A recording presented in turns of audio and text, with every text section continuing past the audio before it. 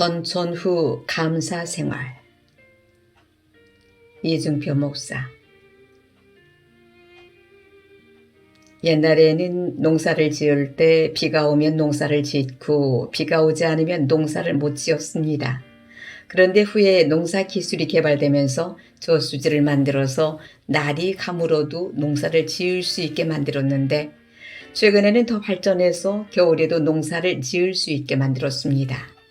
그래서 겨울에도 딸기가 나오고 수박이 나오고 모든 과일 채소가 나와서 1년 내내 과일과 채소를 먹을 수 있게 되었습니다.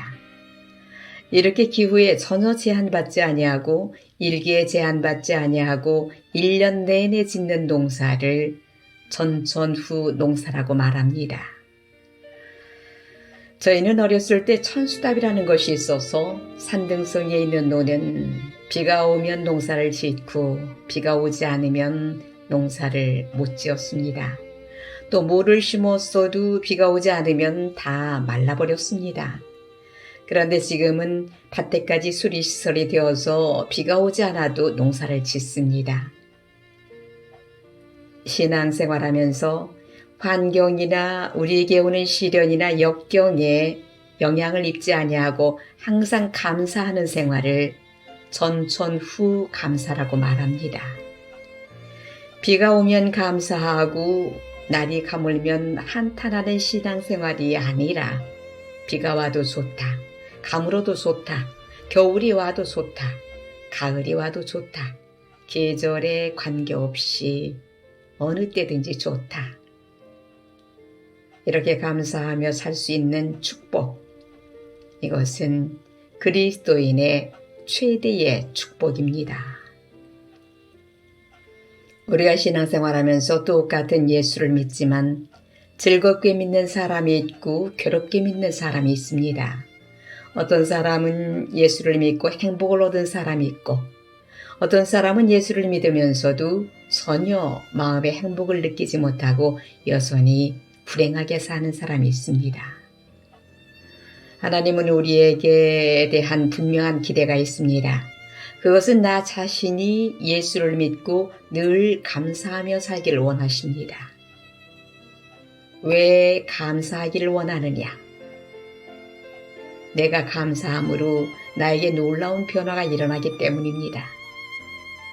첫째, 감사함으로 내 생이 행복해집니다. 두 번째로, 감사함으로 내 삶의 의미가 새로워집니다. 삶의 가치가 형성됩니다.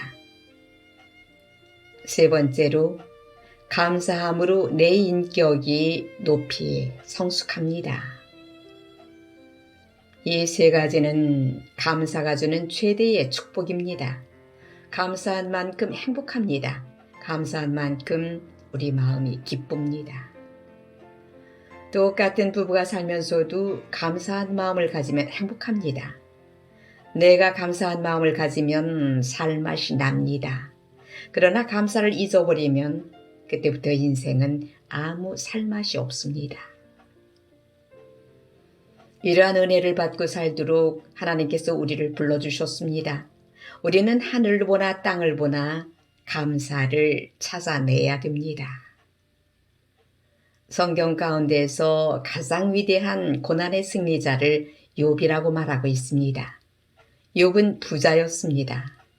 양이 7천이요, 약대가 3천이요, 소가 500결이요, 암나귀가 500마리인 당시의 사회로 말하자면 대재벌이었습니다. 그는 모든 사람에게 존경과 추앙을 받는 사람이었습니다. 그리고 가정에서는 후덕한 아버지였습니다. 그는 악을 떠나 하나님을 경유하는 사람이었습니다. 자기 아들들이 생일잔치를 할 때는 혹시나 먹고 마시면서 잘못됨이 없을까 해서 아들들을 성결케 하고 다음날 하나님 앞에 번제를 드렸습니다. 그러면서 그는 언제나 하나님 앞에 감사를 했습니다. 욥은 늘 하나님을 경외하면서 감사했습니다. 한마디로 말하면 잘 될 때 교만하지 않고 감사했습니다. 우리가 잘 될 때 교만하지 아니하고 감사한 마음을 갖는다는 것이 복입니다. 부자가 되었음에도 불구하고 교만하지 아니하고 가난할 때 마음을 갖고 산다는 것이 중요한 것입니다. 우리가 신앙생활하면서 잘못될까 해서 모세를 통해서 우리에게 주는 교훈이 있습니다. 신명기 8장 14절에 보면 이런 말씀이 있습니다. 두렵건대 내 마음이 교만하여 내 하나님 여호와를 잊어버릴까 하노라. 두 번째로 두렵건대 내가 마음에 이르기를 내 능과 내 손이 힘으로 내가 내 재물을 얻었다 할까 하노라. 네 하나님 여호와를 기억하라. 그가 내게 재물을 얻을 능을 주셨음이니라. 안 될 때도 감사해야 됩니다. 욥에게 어려운 때가 왔습니다. 재산은 일시에 없어졌습니다. 자식이 태풍으로 일시에 다 죽었습니다. 몸에 병까지 왔습니다. 그래서 정수리로부터 발끝까지 질그릇 조각으로 긁지 않고는 견딜 수 없는 악창이 온몸에 덮쳤습니다. 아내까지도 당신이 지금까지 하나님을 온전히 믿어봤자 뭐 나온 것이 있나? 그래도 온전함을 끝까지 지킬 것이냐? 하나님을 저주하고 욕하고 죽으라고 하면서 욥의 심기를 건드립니다. 그때 욥은 이렇게 말합니다. 내가 어찌 어리석은 여자 중 하나같이 말할 수 있느냐? 우리가 하나님께 복을 받았은즉 재앙도 받지 아니하겠느냐? 하나님께서 주신 것 하나님께서 가져가셨는데 무슨 불평할 것이 있겠느냐? 이런 일이 생겼을 때 보통 사람 같으면 충격받아 죽었을 것입니다. 그런데 욥은 그렇지 않았습니다. 욥은 자기를 비웠습니다. 속에 물질로 가득 찬 사람은 물질을 잃어버리면 죽습니다. 권력으로 가득 찬 사람은 권력을 잃어버리면 죽습니다. 자기 속에 가득 찬 것을 빼앗기면 죽습니다. 그런데 욥은 마음을 비웠습니다. 아무것도 가지고 온 것이 없음에 아무것도 가지고 가지 못하리니 현재 내게 있는 것으로 족하다. 빈몸으로 나왔은즉 빈몸으로 돌아갈지라. 이런 각오가 우리 마음에도 가득 차야 합니다. 보통 사람들은 죽어 넘어질 시간에 욥은 일어났습니다. 기절하지 않았습니다. 원망하지 않았습니다. 절망하지 않았습니다. 그는 자기를 이미 비운 사람이기 때문입니다. 우리는 욥에게서 한 가지 놀라운 사실을 기억해야 합니다. 욥은 까닭 없이 하나님을 사랑했습니다. 사단이 여호와께 대답하여 가로되 욥이 어찌 까닭 없이 하나님을 경외하리이까? 주께서 그와 그 집과 그 모든 소유물을 산울로 두르심이 아니리이까? 주께서 그 손으로 하는 바를 복되게 하사 그 소유물로 땅에 널리게 하셨음이니이다. 이제 주의 손을 펴서 그의 모든 소유물을 치소서. 그리하시면 정령 대면하여 주를 욕하리이다. 사단이 하나님께 참소하기를 욥이 하나님 앞에 감사하는 것이 조건이 있으니까 감사하지 조건이 없이 감사하겠습니까? 욥이 하나님께서 축복하셔서 그의 집과 사업과 그의 모든 일들이 잘 되니까 감사하지 그것을 한번 쳐보소서. 당장 하나님을 원망할 것입니다. 하고 말합니다. 그런데 욥은 까닭 없이 하나님을 찬양했기 때문에 욥을 내리쳤어도 원망하지 않았습니다. 우리는 1년 한 해를 보내면서 가장 우리 생에 중요한 감사절을 맞았습니다. 감사라는 것은 우리 생의 중요한 운명을 결정합니다. 감사하는 자는 자기 존재가 영광스럽게 됩니다. 사람들이 불평하고 원망하면 천해집니다. 그런데 감사하는 사람은 은혜를 기억했다는 인간됨 때문에 훌륭합니다. 공부를 많이 한 지성이라 할지라도 불평하는 사람은 천해집니다. 우리가 자기 존재를 영광스럽고 위대하게 만드는 비밀은 감사하는 것입니다. 공부를 많이 하고 출세한 자식도 있습니다. 그러나 공부를 못해서 출세는 못했지만 부모에 대해서 감사하는 마음을 가질 때 그 부모는 자식에게 고마운 생각이 듭니다. 자식을 길러가면서 어렸을 때는 인물이 좋은 자식이 마음에 듭니다. 자라면서는 공부 잘하는 자식이 괜찮습니다. 세월이 흘러서 자녀들이 결혼도 하고 형편에 따라서 출세도 하는데 마지막 늙어서 부모님 마음 속에는 그런 것이 다 의미가 없고 부모의 은혜를 감사하면서 효도하는 자식이 최고입니다. 그러니까 자식을 길러가면서 효자를 길러야지 공부 잘하는 자식 기르려고 신경 쓰지 마십시오. 부모의 은혜를 감사하는 자식이 최고의 자식입니다. 하나님께서 우리를 하나님의 자녀로 택했는데 하나님이 우리보다 더 잘하시는 분이기 때문에 너 내 아들 되었으니 출세해라. 공부 잘해서 나에게 영광 돌려라. 사업도 잘해서 사회에서 잘 되면 좋지. 그런데 내가 원하는 것은 내가 하나님의 은혜를 기억하고 하나님의 효자가 되는 것이다. 이것이 하나님께서 가장 원하시는 것입니다.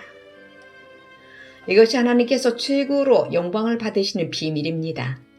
산다는 것은 무엇을 알아 사는 것도 아니요. 지식으로 사는 것이 아니라 마음으로 사는 것입니다. 그래서 옛날에는 IQ가 높아야 최고였지만 지금은 EQ가 높아야 합니다. 감사한 마음에 속에서 우러날 때 우리 존재가 영광스럽게 됩니다. 이것이 바로 사람됨입니다. 사람됨이 따로 있나요? 은혜를 기억하고 사는 것이 사람됨입니다. 많은 사람들이 있지만 사람 중에 사람은 은혜로 기억하는 사람입니다. 은혜를 기억하면 내가 행복하게 됩니다. 감사할 때 행복합니다. 내가 이 세상에 아무것도 가지고 온 것이 없는데 모든 것을 가졌구나. 그러면 감사한 마음 때문에 살아났다는 것이 가슴에서 뭉클한 감격이 있습니다. 청년들에게 그대들이 원하는 것이 무엇이냐고 물을 때 감격하고 싶다는 것이었습니다. 메말라가는 이 세상에서 모두 다 말라버린 인정 속에서 감격하고 감동하고 싶다는 것이었습니다. 사랑하는 성도들이 하나님 앞에 예배할 때 하나님의 은혜에 감격하십시오. 이것이 바로 우리의 복입니다. 그래서 감사하는 자에게는 언제나 그 마음속에 행복이 있습니다. 부모님이 나에게 아무것도 해준 것이 없을지라도 감사한 마음을 가지면 그 순간에 내가 세상에 태어난 것이 행복하다 하고 행복감이 솟아납니다. 가장 중요한 것은 나 자신의 삶 속에서 행복을 창조해 나가는 것입니다. 감사하는 자에게 하나님께서 주시는 축복이 있습니다. 그때부터 인생을 살 용기가 생깁니다. 창조적인 존재가 됩니다. 감사하는 자에게 인생은 무한한 가능성을 부여해 줍니다. 과거를 불평하다든지 후회하는 자에게는 미래가 없습니다. 과거의 모든 것들이 다 나에게 의미를 주고 보람을 줄 때 미래에 대한 페달을 가속화할 수 있는 능력이 됩니다. 과거를 후회하고 과거를 탄식하면 미래가 없습니다. 과거의 어떤 것도 후회하지 마십시오. 이것은 하나님께서 나에게 미래의 소망을 주려고 하는 예정된 코스였다. 그렇게 생각하십시오. 저는 이번에 제 생애에 책을 하나 만들어가면서 한 가지 사건이 하나님이 예정된 코스였다는 것을 덜감하면서 너무 감사하고 있습니다. 현재 내가 삶의 현장에서 어떤 형편에 처하든지 그 삶 속에서 감사를 만들어내십시오. 감사의 보약을 만들어내 보십시오. 그때 우리의 골수가 윤택해질 것입니다. 밥을 먹을 때도 감사한 마음으로 먹을 때 소화가 됩니다.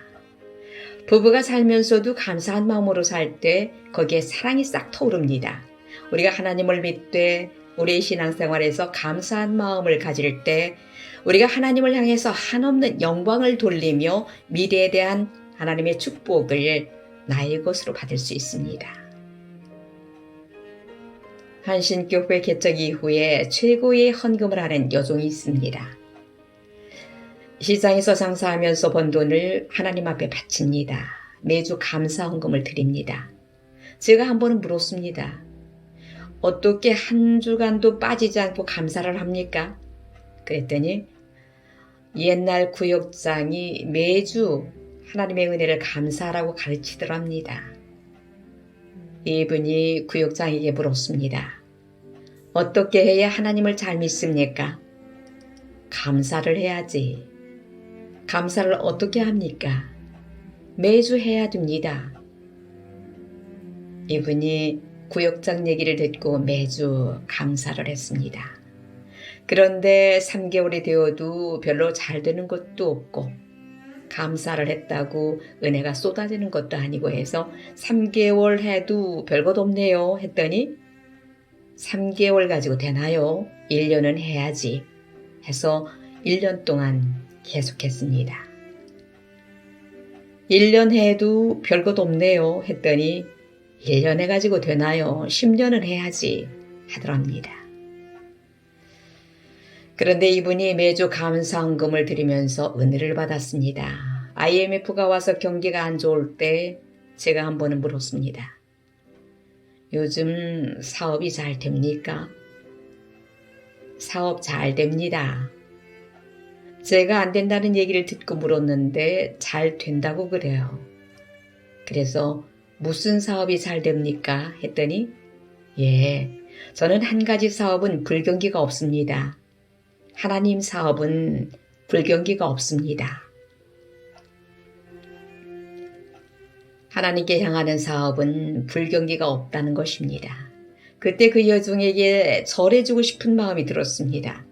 그리고 저는 그 여종이 매주 감사하는 것을 보고 저도 감사를 매주 하기 시작했습니다. 전천후 감사가 우리 속에 흘러서 하늘을 품에 안고 땅을 디딜 때 모든 것이 은혜다. 모든 것이 감사다. 모든 것이 축복이다. 이렇게 고백할 수 있기를 바랍니다. 아멘.